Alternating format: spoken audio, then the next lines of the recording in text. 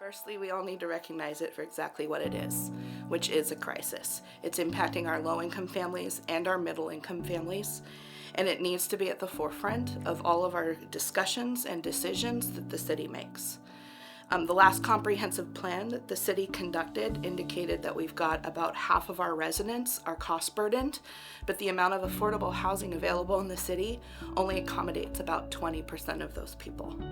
So we need to be looking at innovative ways. We need to be looking at ways to collaborate, to bring in our county officials, our school district officials, our local nonprofits, and the organizations and businesses big and small, so that we can work together to attract developers, to help obtain funding to support those developers, and to also sustain it for the long term. Otherwise, my kids, the kids of my neighbors, they're not going to be able to afford to live here 10 or 20 years from now.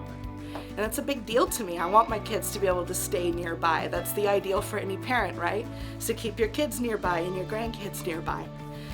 And so we have to be looking at those ways, and I am committed to taking a critical look at the zoning and looking at ways we can change our zoning to support the development of affordable housing units. Ways to look at our permit process and the fees so that we can be supporting those developers and streamlining the process because it impacts the financials all around with the loans. And we need to be looking at ways to support maybe new tax initiatives and or tax incentives to support those developers in the community. I support those 100%.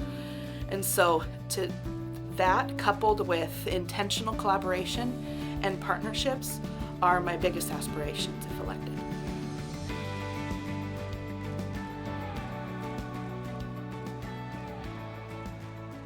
This video was sponsored by Crystal Clear Studios.